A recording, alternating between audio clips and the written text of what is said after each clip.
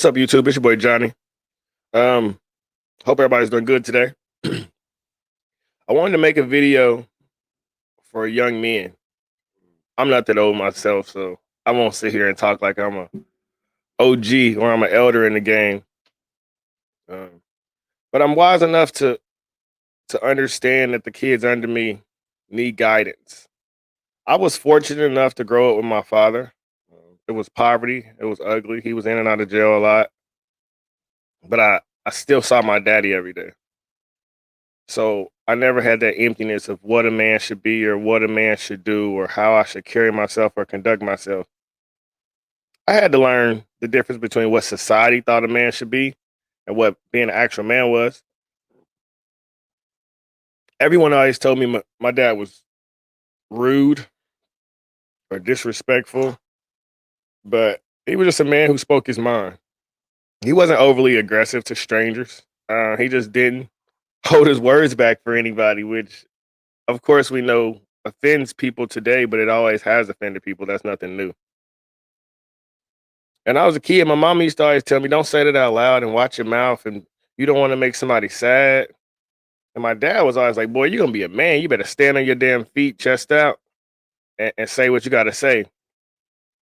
And so in today's society where a lot of young men don't know their father, haven't been raised with their father, or just don't have a connection to a man in general, I just want to share some of my knowledge from things that I've been through in my life so far, and also just recommend some books for some young men to tap into. Books have been the greatest thing to happen to my life. If I don't start reading books, I'm still a young man who thinks like 99% of the population. Um, and something about that, I think we all understand, especially as Christians, as a lot of us like to call ourselves, and growing up in the Black community, or not even Christian, but just spiritual. The masses have never been the leaders. The masses have always been led. And with us understanding that the masses always get led somewhere, why would anyone want to be a part of the masses? And so to my young men, I want you to realize that you have godlike powers. You are just as good as anyone else in this world. Everything you see around you was created by a man with two arms, 2 feet, a heart, and a brain. And if you have that, my friend, you have the power to be the most successful individual in the world. The first book I want to recommend is Self-Reliance by Ralph Waldo Emerson. Martin Luther King was a huge fan of Ralph Waldo Emerson. Emerson studied his work a lot. This book was wrote in the 1800s, and it just talks about understanding that you are individual. The power and the spirit that is inside of you is unique. No one else can do what you can do, can replicate what you can replicate, can think the thoughts that you can think.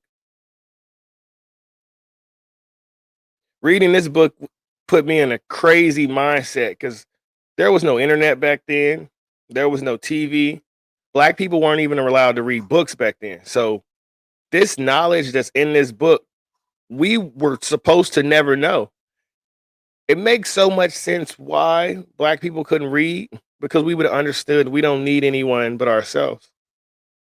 Thoughts manifest into life.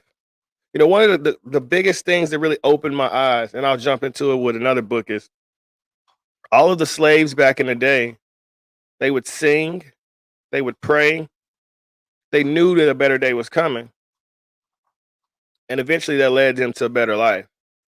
And I tied it into now, and everything that comes out of our mouth mainstream is negative. And then we wonder why we're reaping so much negativity. This is a really good book to read.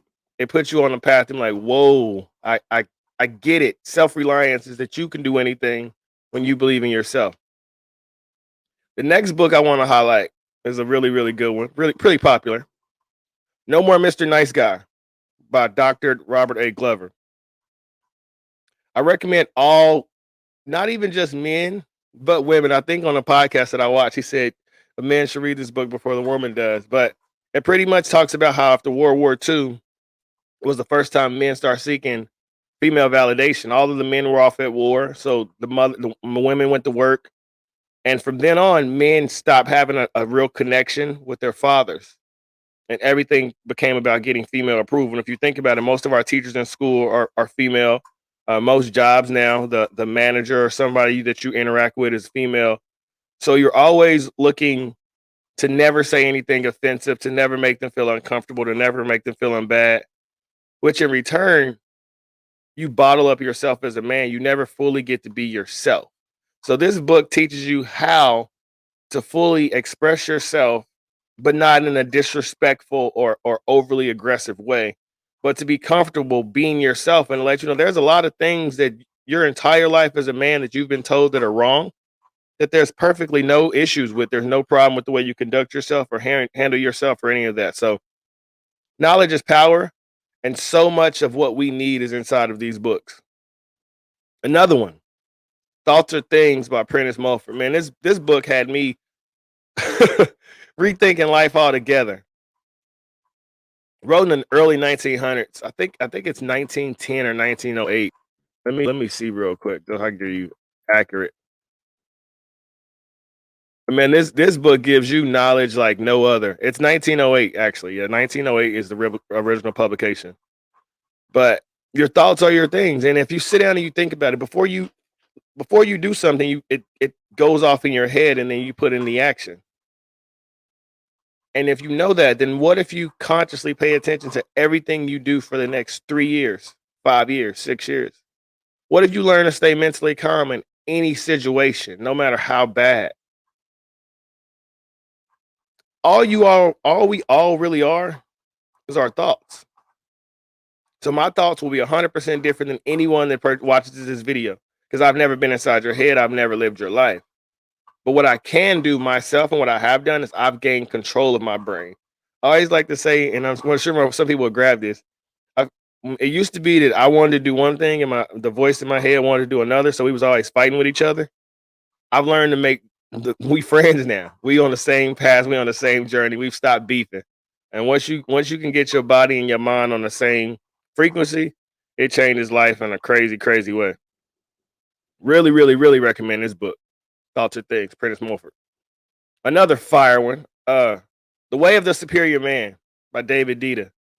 And I got probably 40 to 50 more books that I'm gonna slowly leak out to get knowledge spread out, not even just through the urban community, because it's not just black kids that need male leadership. I worked at a private school for the last 6 years. And so many of those little white kids are just the same way, growing up in single mother households, don't have a connection to their father. If they do have a connection to their father, he's a beta, unfortunately, because our society has made most men pretty weak. So kids need to see a man being a man so they can grow up and know how to be a man. Women want men to be men. This whole society of softening us down and feminine us down, that's not what we want. Strong men are the backbone of strong families, of a strong nation, of a strong country. And another thing I want to tie into as I'm reading this book, The Way of the Superior Man, we are American men. We have to stop letting people divide us by our color, and we have to protect our nation and protect our land. If you plant a seed and you give it proper sunlight and proper water, that seed will plant and manifest.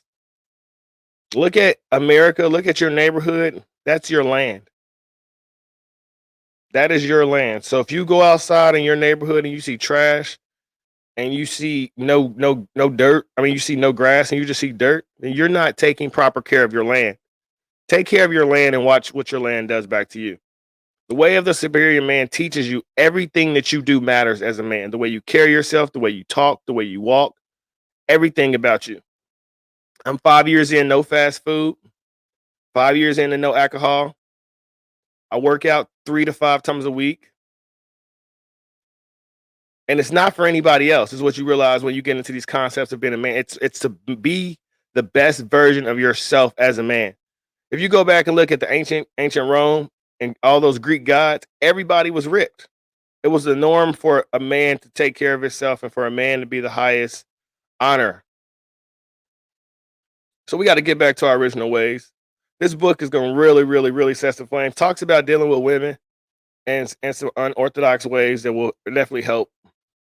And the last book I want to close out with, The Four Agreements. The Four Agreements were really, really, really and I'm not saying you have to read these in any certain order, by the way. They're just books that really, really put me on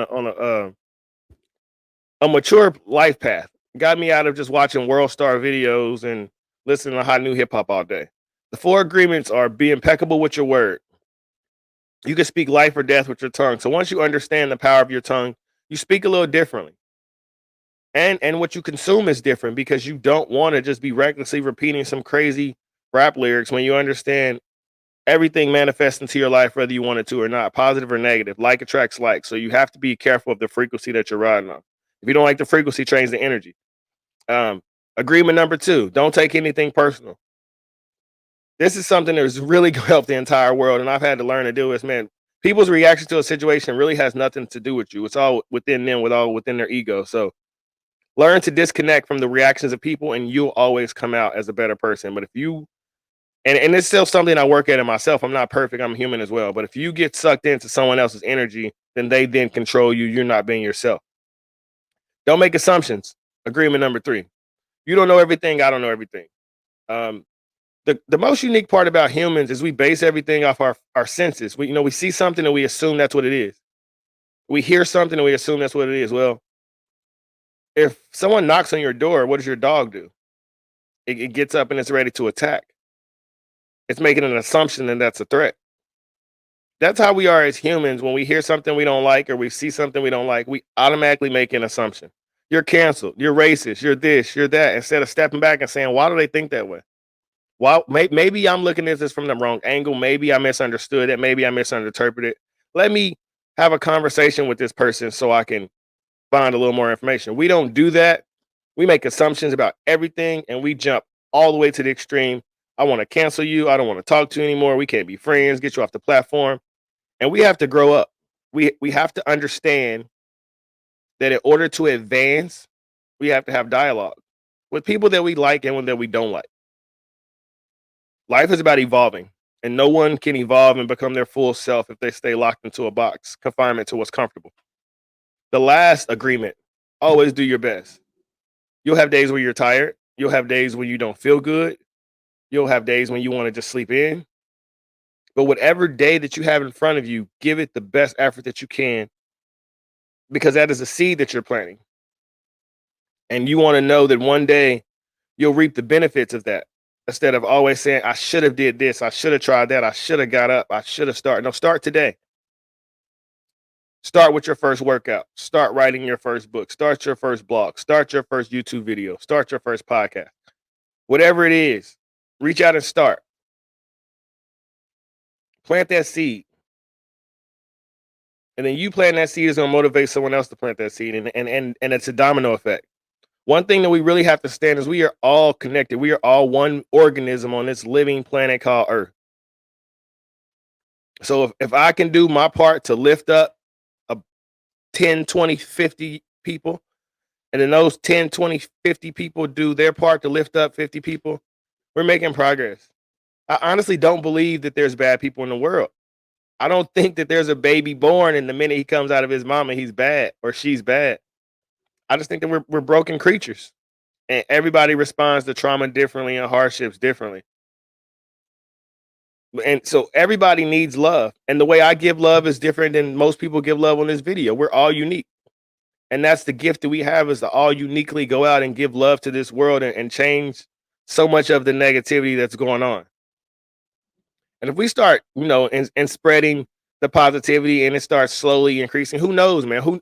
This thought process of being positive and thinking for ourselves and doing for ourselves, it can really take off. I don't think that we don't want to be better as people. I just think no one is telling us how to be better.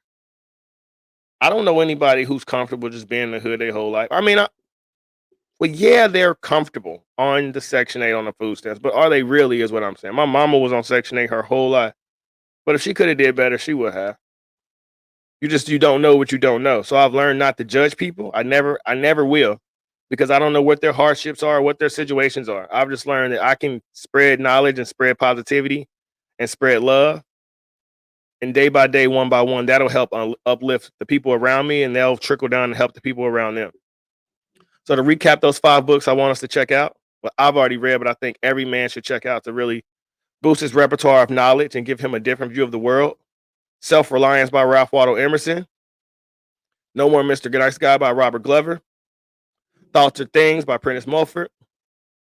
The Way of the Superior Man by David Dita. And The Four Agreements. Like I said, I have a ton more books that I'm going to recommend and put out there.